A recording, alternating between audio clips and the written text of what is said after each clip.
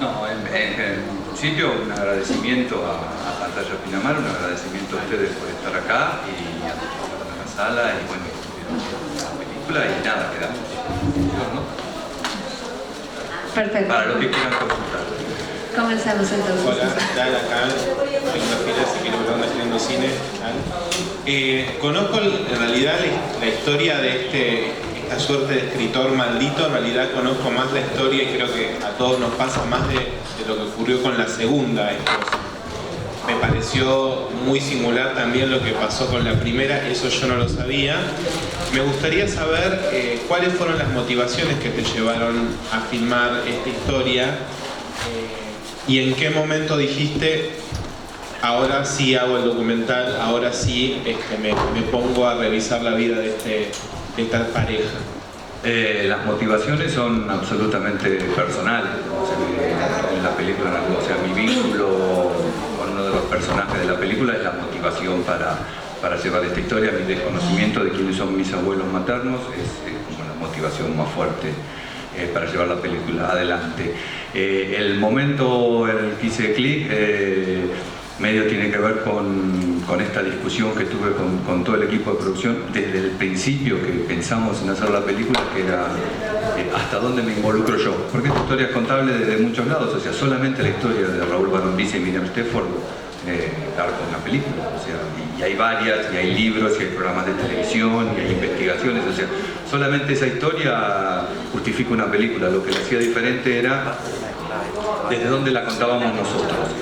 Y el clic fue ese, fue decir, bueno, decido involucrarme y progresivamente, porque reconozco que me costó muchísimo, acá tuvieron que trabajar mucho todos para convencerme de que me fuera involucrando cada vez más, progresivamente me fui involucrando hasta que en un momento empezó a construirse sola, empezó a tomar forma dinámica y empezó a crecer y cada vez se hacía más importante llegar desde ahí. O sea, en ese momento, si lo tenemos que situar en el tiempo, y habrá sido hace unos 3 años atrás que ocurrió ese clic. Una película que empezó a hacerse como proyecto empezó en el año 2006 en el Festival de Mar del Plata, charlando entre sala y sala, entre corriendo de una película a otra con un amigo, comentándole la historia esta y empezó a hacer una película.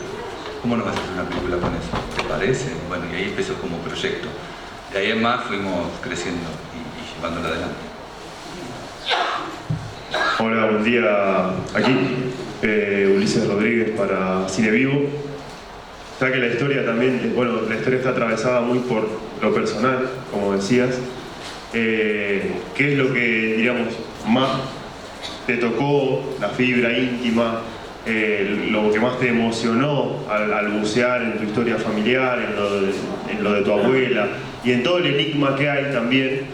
Porque, bueno, si bien la gente te devela, digamos, de quién es hija tu mamá, queda como un montón de dudas que vos, de preguntas que quedan a vos sin resolver, ¿no? Sin responder. Sí, intentamos buscar resolver todas las dudas y todas las preguntas que había. Lo que más me llamó la atención en un principio fue que la historia está contada cientos de veces está contada muy parecida o prácticamente igual, cientos de veces está sin chequear y se nos ocurrió realmente, o sea, son muy pocos los que han investigado que realmente se han tomado el trabajo de chequear, pese a que la mayoría de los que han investigado han colaborado en esta película. O sea, yo les debo un agradecimiento enorme a todos los que han hecho trabajos anteriores sobre este tema, porque todos colaboraron con nosotros. Todos, en algunos casos de manera muy generosa y en algunos casos pidieron ni siquiera ser mencionados. Por eso ni aparecen en la película como agradecimientos. Pero esta cosa de manipular la historia que tenía Barondizzi, esta cosa de construir una historia, de contarla, de transmitirla de una manera, de convertirla en creíble, en saber manipular la prensa y saber manipular la comunicación de la historia para terminar convirtiéndola en real. No pudimos comprobar si era tan real y empezamos a encontrarle muchos puntos flojos cuando nos empezamos a meter y a bucear en si era tan real o no era tan real como era. Eso fue lo que más me llamó la atención de la historia. Y en lo personal, bueno, está claro, es la búsqueda personal nuestra, es la identidad, es saber de dónde venís, creo que es saber, digo, es como una búsqueda personal de cada uno que está ahí latente, y los que lo saben, lo tienen claro y ni se dan cuenta, y los que no sabemos realmente determinadas cosas sobre nuestro pasado, empezamos como a escarbar y a buscar. Lo personal está ahí, pero la historia de Barón Visa está en esta cosa, ¿no? Cómo el tipo manipulaba todo, construía, armaba, generaba, comunicaba, y lo terminaba convirtiendo en real. Esto es así, o sea, hoy sería un excelente jefe de prensa de cualquier candidato a presidente, en Estados Unidos inclusive, porque la verdad tenía un manejo impresionante de la comunicación.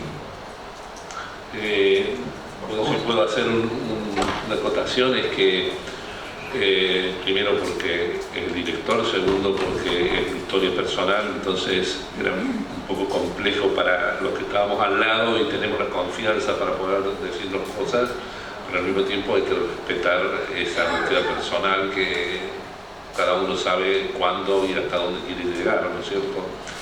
Pero claramente todos los que antes escribieron, y si se hubiese hecho de una manera pseudo-objetiva, a mí me parece que hubiésemos perdido el gran valor que tiene la película, que el único que la puede contar de esta manera es él. A mí me parece que es un plus que tiene la película, que siempre que me preguntan algo al respecto, me parece que es esencial, digamos, ¿no? Porque es una de las cosas que muchas veces los documentalistas nos planteamos. Yo cuento la historia de un avión que desapareció y yo no tengo nada que ver, ¿no? Lo cuento a través de la hija del capitán, pero digo, cuando uno se mete con su propia historia, es otra historia, ¿no? Me parece que lo cuenta de otra manera y con otra vida. Y eso me parece que la película lo transmite. Hola, aquí. Eduardo, te quería consultar sobre la inclusión de lo que podríamos decir dramatizado, de ficción en cuanto a lo que tiene que ver con la obra de teatro. ¿Por qué sentiste la necesidad dentro de un documental que tiene una duración que no estamos acostumbrados, algo que coincide por ahí con la de Fabio en función de lo que dura un documental a veces? Si la inclusión de la ficción tuvo que ver con eso que por ahí se sabe a nivel popular, y esa dramatización tenía que ver con el personaje que encarna Daniel Arauz. ¿Por qué sentiste la necesidad de incluir eso en el documental?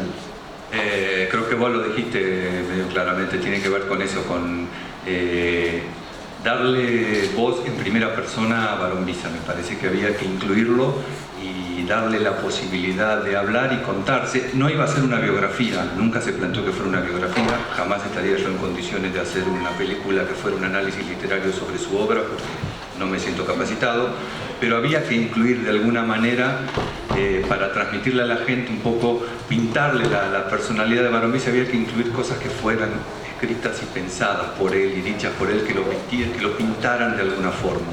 La inclusión de la ficción tenía que ver con eso, cómo contar a Barón Visa en primera persona, cómo se podría contar él a sí mismo.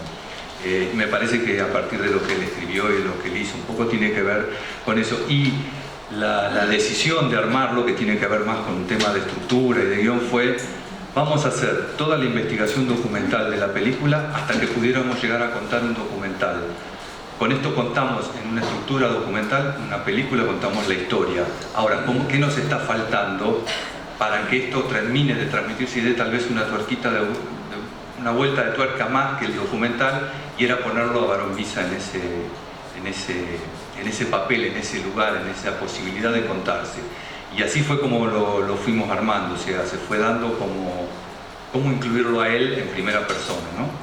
Y después de armar la estructura documental, o sea, en realidad el documental lo podríamos haber contado sin incluir ninguna ficción, pero nos faltaba cómo contar a él, y no había, salvo caer en ciertos recursos como el off o meterse en alguna cuestión, hizo tal cosa, o buscar a alguien que lo relatara. Me parece que en algún punto él tenía que hablar en primera persona.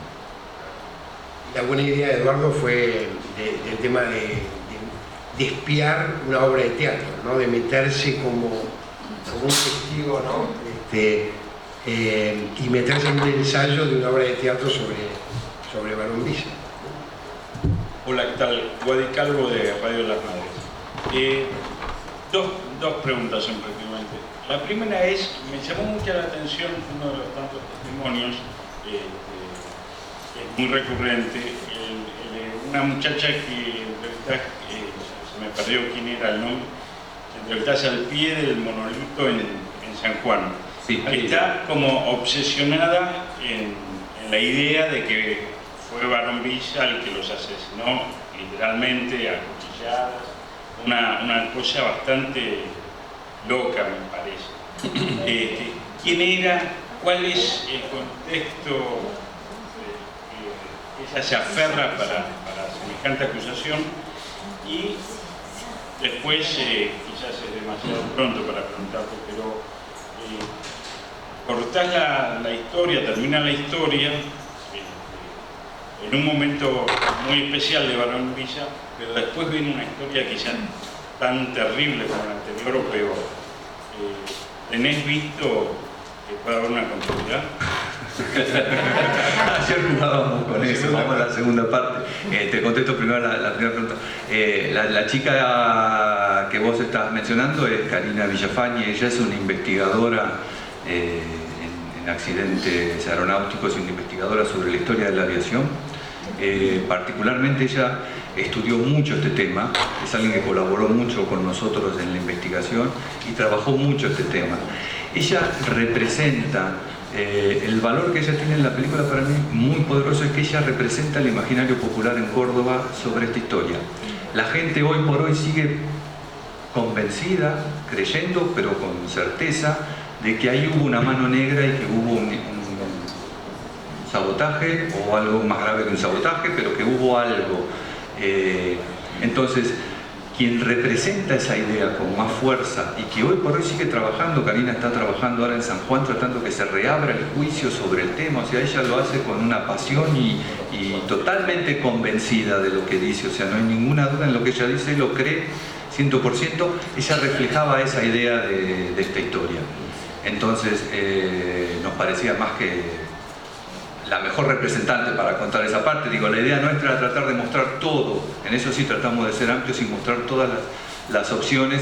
Hay muchas visiones sobre Barón Villa, hay muchísimos grupos en internet que tienen visiones más radicalizadas, otros que lo aman, otros que lo odian, hay de todo. Bueno, Karina representaba eso, por eso fue, y me parece que más allá de lo que pasa en Córdoba, mucha gente vinculada al tema coincide con la idea de Karina. La segunda parte, que si vamos a hacer una segunda parte, bueno, me podría costar otro montón de años, no sé, vamos a ver si mi productor me ayuda o me boicotea, pero podría ser, es interesante. No, queda abierta a una segunda parte, pero no.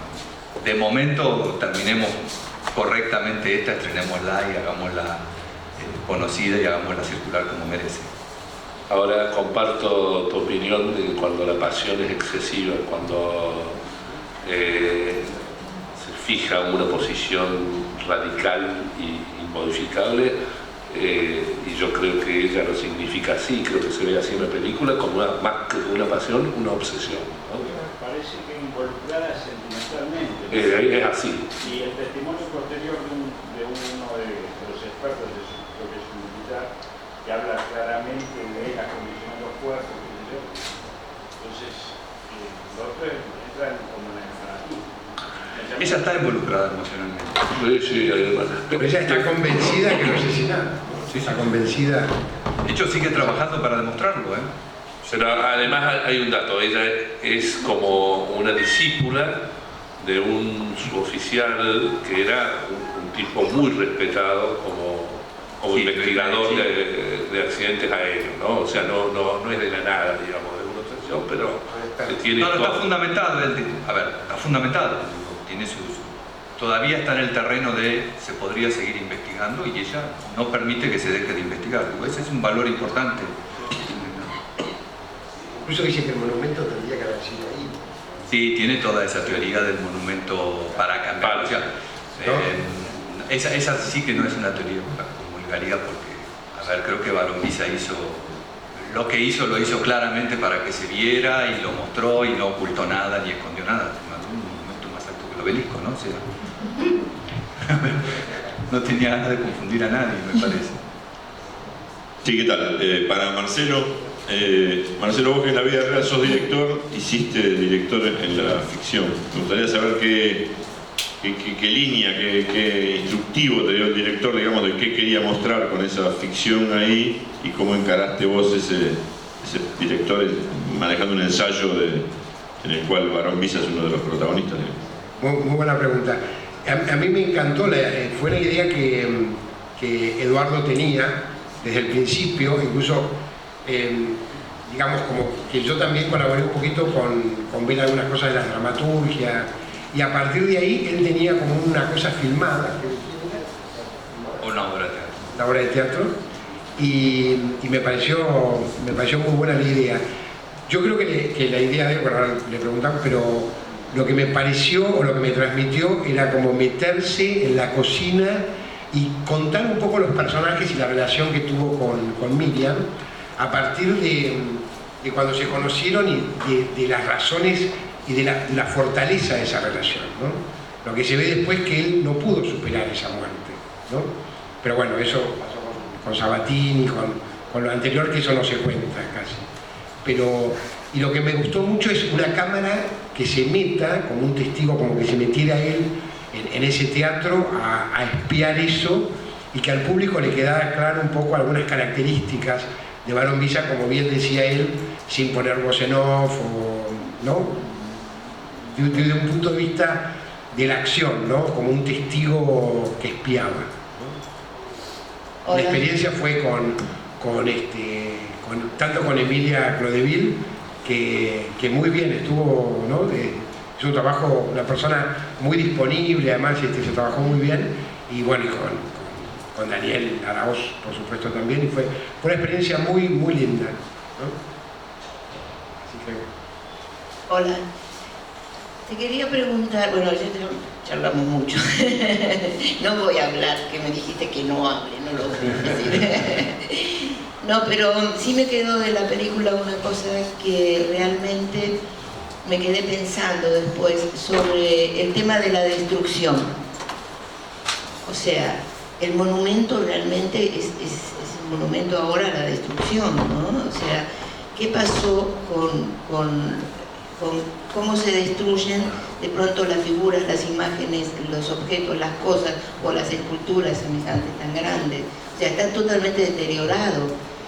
Y la otra pregunta que es para Marcelo es ¿cómo fuiste construyendo el guión? Porque sos co-guionista también, ¿no? No, el guión lo escribió Eduardo. Yo llegué ya había varias ediciones, ¿no?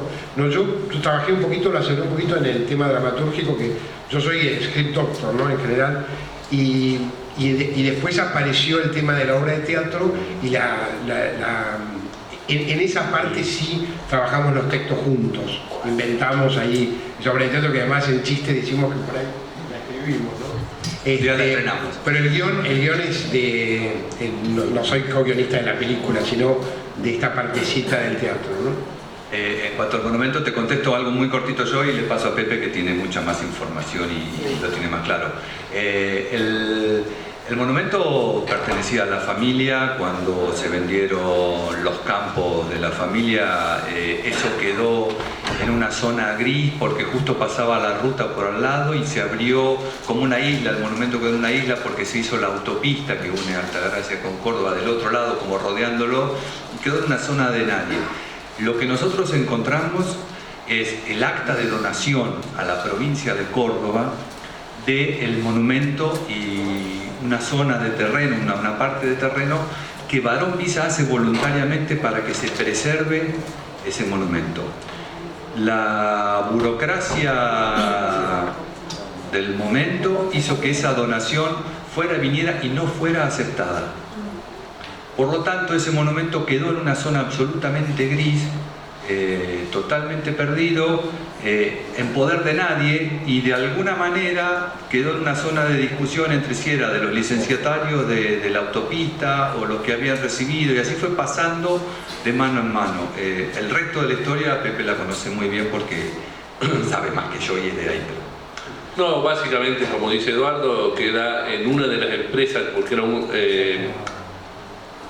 alrededor de Córdoba hay un anillo, ¿no? Una circunvalación y varias autopistas. Esto es una autovía que se estaba haciendo cuando estábamos grabando.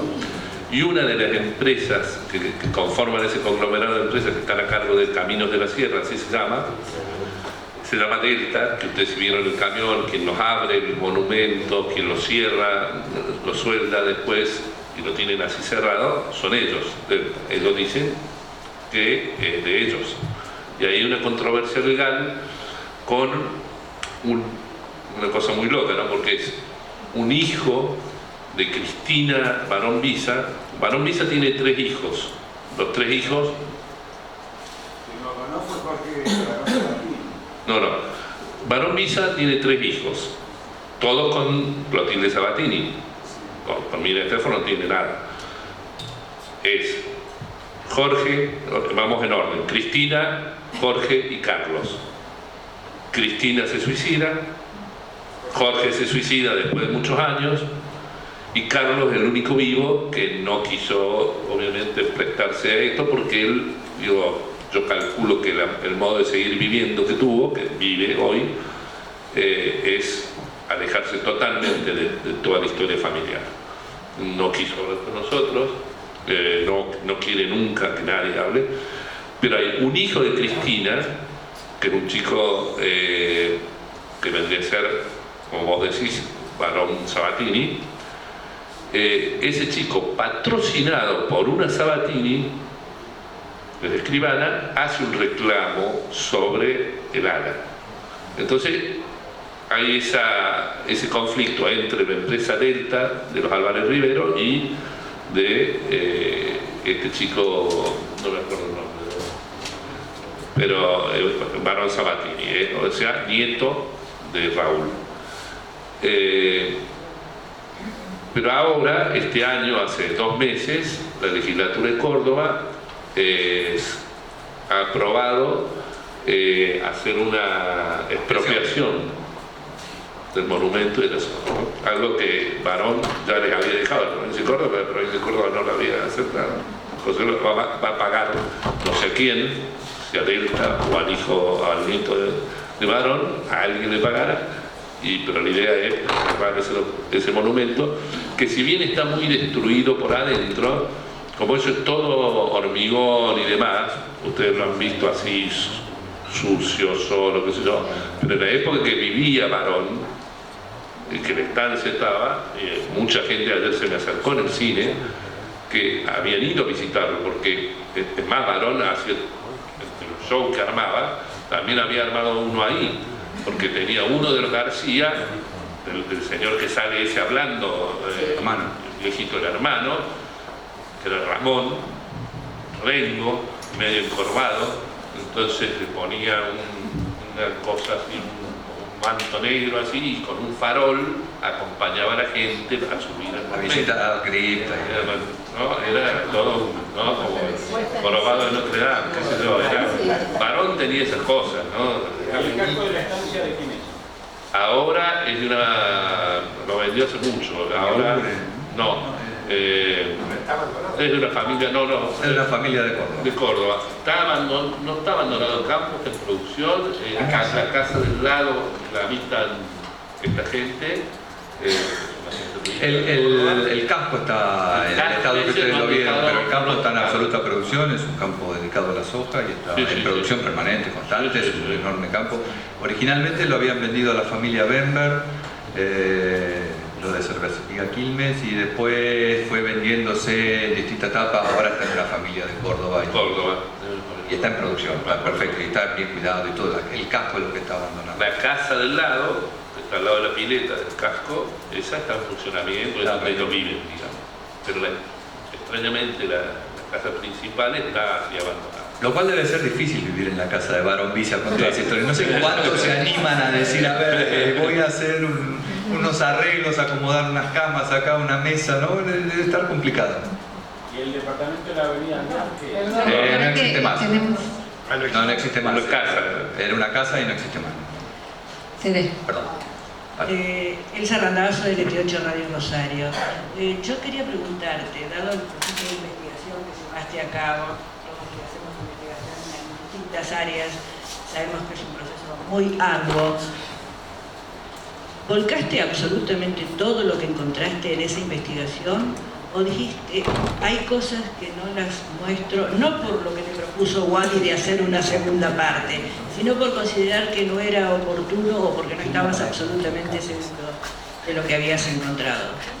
No, hay cosas de las que no estábamos seguros que no directamente las obviamos, pero te diría que la mayor parte de lo que logramos encontrar lo volcamos, no nos guardamos.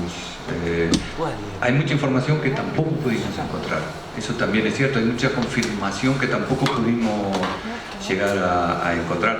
Nos pasó, por ejemplo, yo te diría que estuvimos casi 6 meses. Hubo una persona dedicada exclusivamente a buscar la revista Charleston, esta que se ve al final en la película, pero tuvo 6 meses buscando esa revista. Buscamos por todos lados, coleccionistas, por todo. Imposible encontrarla.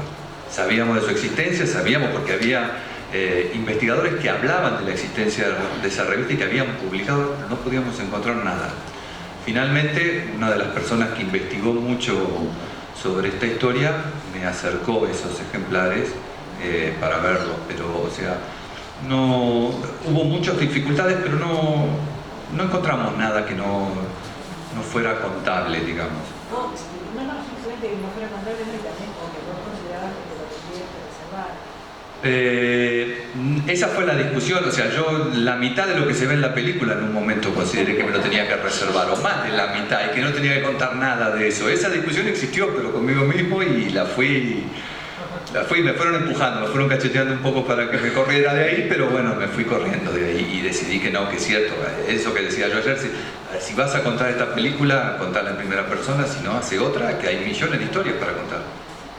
Hay una cosa que no sé si, me parece que sí podría haber quedado claro, que no sé si queda claro, es que esa versión que dan las dos hermanas del señor García, sobrina y demás, de que Annie confiesa de que Miriam era hija del aviador, bueno, aparentemente los años no dan, o sea, eso es descartable, digamos, ¿no? Eso no sé si queda claro en la película. Creo que ahí hay un juego de... Y ahí hay un juego de, bueno, que cada uno puede determinar. No, pero eso es claro. Y después el tema del casamiento, que todos hablan del casamiento. No hay un acta de casamiento, entran y eso se ve cuando Eduardo va al registro, que entran los dos como solteros a Argentina. Tampoco eso sería tan... Sí, incluso una parte investigás que Miriam no se sabe si fue actriz o no. Ella decía que fuimos sí, hasta ¿no? los lugares. No había datos, ¿no? En una la construcción del personaje que me parece que nace maravillosamente bien. Claro, la construcción de varón. Él tenía que validarla socialmente. Era una forma de validarla, ¿no? Incluso en el monólogo, cuando habla de la prensa varón, también es muy actual, ¿no? Lo que dice la construcción. Sí. Es un monólogo que no está escrito ni por Eduardo ni por Marcelo, sino que muchas de las cosas son textos propios de Barón Visa, ¿no? Que creo que es un escritor para rescatar, porque yo, que soy un poco más objetivo, porque no estoy metido en historia, veo que fueron dos personajes fuera de época, digamos, ¿no? No sé si vieron el danza con cigarrillo, porque una mujer en los años 26, que fumaba cigarrillo, aviadora, 26 años. Que le hacía cambiar el trato social, acostumbrado a vestirse con uniones en Arab, todo lo demás, o sea, no era una mujer que quería una muerte normal, una vida aburrida, como Emilia, ¿no? Haciendo de Emilia. Lamentablemente no tenemos más tiempo, pero les agradecemos mucho por esta conferencia de prensa.